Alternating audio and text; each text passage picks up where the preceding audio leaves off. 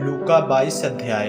यीशु के विरुद्ध षड्यंत्र। आखिरी रोटी का पर्व जो फसह कहलाता है निकट था, और प्रधान याजक और शास्त्री इस बात की खोज में थे कि उसको कैसे मार डालें, पर वे लोगों से डरते थे।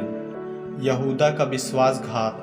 तब शैतान यहूदा में समाया, जो इस्करियोती कहलाता और 12 चेलों में गिना जाता था। उसने जाकर प्रधान याजकों और पहरुओं के सरदारों के साथ बातचीत की कि उसको किस प्रकार उनके हाथ पकड़वाए। वे आनंदित हुए और उसे रुपये देने का वचन दिए। उसने मान लिया और अवसर ढूंढने लगा कि जब भीड़ न हो तो उसे उनके हाथ पकड़वा दे। चेलों के साथ फसह का अंतिम भोज। तब आखिरी रोटी के पर्व का दिन आया, जिसमें फसह का मेमना बलि करना आवश्यक था। यीशु ने पतरस और यूहन्ना को यह कहकर भेजा, जाकर हमारे खाने के लिए फसह तैयार करो। उन्होंने उससे पूछा, तू कहाँ जाता है कि हम इसे तैयार करें? उसने उनसे कहा, देखो, नगर में प्रवेश करते ही एक मनुष्य जल का घड़ा उठाए हुए तुम्हें मिलेगा। जिस घर में वह जाए तुम उसके पीछे चले जाना, और उस घर के स्वामी से कहना, गुरु तुझसे कहता है कि वह पहुँचाला कहाँ है जिसमें मैं अपने चेलों के साथ फसह खाऊं। वह तुम्हें एक सजी सजाई बड़ी अटारी दिखा देगा, वहीं तैयारी करना। उन्होंने जाकर जैसा उसने उनसे कहा था वैसा ही पाया और फसह तैयार किया। प्रभु भोज। जब घड़ी आ पहुंची तो वह प्रेरितों के साथ भोजन करने बैठा, और उसने उनसे कहा, मुझे बड़ी लालसा थी कि दुख भोगने से पहले यह फसह तुम्हारे साथ खाऊं, क्योंकि मैं तुमसे कहता हूँ कि जब तक परमेश्वर का राज न आए तब तक मैं दाखरस का रस अब से कभी न पीऊँगा। फिर उसने रोटी ली और धन्यवाद करके तोड़ी और उनको यह कहते हुए दी, यह मेरी देह है जो तुम्हारे लिए दी जाती है।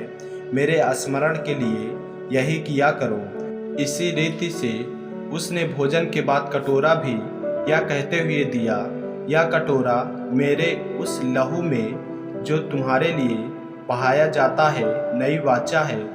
पर देखो, मेरे पकड़वाने वाले का हाथ मेरे साथ मेज पर है, क्योंकि मनुष्य का पुत्र तो जैसा उसके लिए ठहराया गया जाता ही है, पर हाय उस मनुष्य पर जिसके द्वारा वह पकड़वाया जाता है। तब वे आपस में पूछताछ करने लगे कि हम में से कौन है जो यह काम करेगा। महान कौन? पर वाद विवाद। उनमें यह वाद विवाद भी हुआ कि उनमें से कौन बड़ा समझा जाता है। उसने उनसे कहा, अन्य जातियों के राजा उन पर प्रभुता करते हैं, और जो उन पर अधिकार रखते हैं वे उपकार कहलाते हैं। परंतु तुम ऐसा ना होना, वरन जो तुम में बड़ा है वह छोटे के समान, और जो प्रधान है वह सेवक के समान बने। क्योंकि बड़ा कौन है, वह जो भोजन पर बैठा है या वह जो सेवा करता है? क्या वह नहीं जो भोजन पर बैठा है? परंतु मैं तुम्हारे बीच में सेवक के समान हूँ। तुम वह हो जो मेरी परीक्षाओं में लगातार मेरे साथ रहे, और जैसे मेरे पिता ने मेरे लिए एक राज ठहराया है, वैसे ही मैं भी तुम्हारे लिए ठहराता हूँ, ताकि तुम मेरे राज में मेरी मेज पर खाओ पियो, वरन सिंहासनों पर बैठकर इस्राएल के 12 गोत्रों का न्याय करो। पतरस के इनकार की भविष्यवाणी। सिमोन, हे सिमोन, देख, शैतान ने तुम लोगों को मांग लिया है कि गेहूं के समान फटके, परंतु मैंने तेरे लिए विनती की है कि तेरा विश्वास जाता न रहे, और जब तू फिरे तो अपने भाइयों को स्थिर करना। उसने उससे कहा, हे प्रभु, मैं तेरे साथ बंदी गिरी जाने वरन मरने को भी तैयार हूँ। उसने कहा, हे पतरस, मैं तुझसे कहता हूँ कि आज मुर्गा बांग न देगा जब तक तू 3 बार मेरा इनकार न कर लेगा कि तू मुझे नहीं जानता। बटुआ, झोली और तलवार। फिर उसने उनसे कहा, जब मैंने तुम्हें बटुए और झोली और जूते बिना भेजा था तो क्या तुमको किसी वस्तु की घटी हुई थी? उन्होंने कहा, किसी वस्तु की नहीं। उसने उनसे कहा, परंतु अब जिसके पास बटुआ हो वह उसे ले ले, और वैसे ही झोली भी, और जिसके पास तलवार न हो वह अपने कपड़े बेचकर एक मोल ले, क्योंकि मैं तुमसे कहता हूँ कि यह जो लिखा है वह अपराधियों के साथ गिना गया, उसका मुझ में पूरा होना अवश्य है, क्योंकि मेरे विषय में लिखी बातें पूरी होने पर है। उन्होंने कहा, हे प्रभु, देख यहाँ 2 तलवारें हैं। उसने उनसे कहा, बहुत है। जैतून के पहाड़ पर यीशु की प्रार्थना। तब वह बाहर निकलकर अपनी रीति के अनुसार जैतून के पहाड़ पर गया और चेले उसके पीछे हो लिए। उस जगह पहुंचकर उसने उनसे कहा, प्रार्थना करो कि तुम परीक्षा में न पड़ो। और वह आप उनसे अलग एक डेला फेंकने की दूरी भर गया और घुटने टेक कर प्रार्थना करने लगा, हे पिता, यदि तू चाहे तो इस कटोरे को मेरे पास से हटा ले, तो भी मेरी नहीं परंतु तेरी ही इच्छा पूरी हो।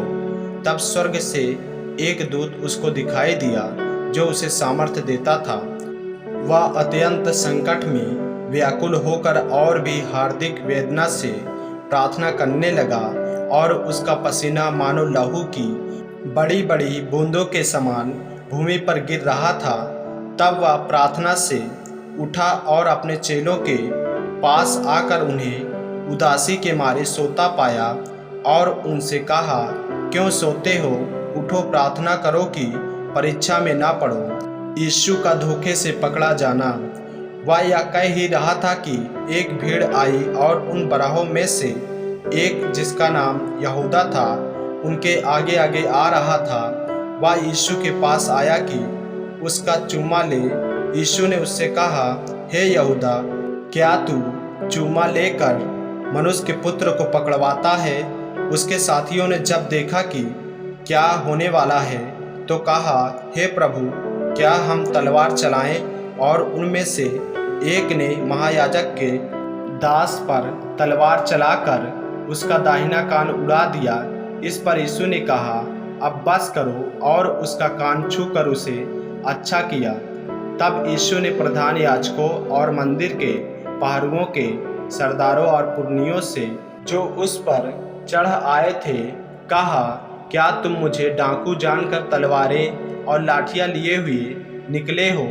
जब मैं मंदिर में हर दिन तुम्हारे साथ था तो तुमने मुझ पर हाथ न डाला, पर यह तुम्हारी घड़ी है और अंधकार का अधिकार है। पतरस का इनकार। फिर वे उसे पकड़कर ले चले और महायाजक के घर में लाए। पतरस दूर ही दूर उसके पीछे पीछे चलता था, और जब वे आंगन में आग सुलगाकर इकट्ठे बैठे तो पतरस भी उनके बीच में बैठ गया। तब एक दासी ने उसे आग के उजियाले में बैठे देखकर और उसकी ओर ताककर कहने लगी, यह भी तो उसके साथ था। परंतु उसने यह कहकर इनकार किया, हे नारी, मैं उसे नहीं जानता। थोड़ी देर बाद किसी और ने उसे देखकर कहा, तू भी तो उन्हीं में से है। पतरस ने कहा, हे मनुष्य, मैं नहीं हूँ। कोई घंटे भर के बाद एक और मनुष्य दृढ़ता से कहने लगा, निश्चय यह भी तो उसके साथ था, क्योंकि यह गलीली है। पतरस ने कहा, हे मनुष्य, मैं नहीं जानता कि तू क्या कहता है। वह कह ही रहा था कि तुरंत मुर्गा ने बांग दी। तब प्रभु ने घूमकर पतरस की ओर देखा, और पतरस को प्रभु की वह बात याद आई जो उसने कही थी, आज मुर्गा के बांग देने से पहले तू 3 बार मेरा इनकार करेगा। और वह बाहर निकलकर फूट फूट कर रोया। यीशु का अपमान। जो मनुष्य यीशु को पकड़े हुए थे वे उसे ठट्ठों में उड़ाकर पीटने लगे और उसकी आंखें ढककर उससे पूछा, भविष्यवाणी करके बता कि तुझे किसने मारा। और उन्होंने बहुत सी और भी निंदा की बातें उसके विरोध में कही। महासभा के सामने यीशु। जब दिन हुआ तो लोगों के पुरनिये और प्रधान याजक और शास्त्री इकट्ठे हुए और उसे अपनी महासभा में लाकर पूछा, यदि तू मसीह है तो हमसे कह दे। उसने उनसे कहा, यदि मैं तुमसे कहूँ तो प्रतीत ना करोगे, और यदि पूछूं तो उत्तर ना दोगे। परंतु अब से मनुष्य का पुत्र सर्वशक्तिमान परमेश्वर की दाहिनी ओर बैठा रहेगा। और इस पर सब ने कहा, तो क्या तू परमेश्वर का पुत्र है? उसने उनसे कहा, तुम आप ही कहते हो, क्योंकि मैं हूँ। तब उन्होंने कहा, अब हमें गवाही की क्या आवश्यकता है, क्योंकि हमने आप ही उसके मुंह से सुन लिया है। आमीन। मेरे प्रियो, यदि आप इस चैनल पर नए हैं, यदि आपने अभी तक हमारे चैनल को सब्सक्राइब नहीं किया है, तो हमारे चैनल को सब्सक्राइब करें और बेल आइकन के बटन को दबाएं, ताकि परमेश्वर का वचन रोजाना आप तक पहुंच सके। जय मसीह की। प्रभु आपको आशीष दे।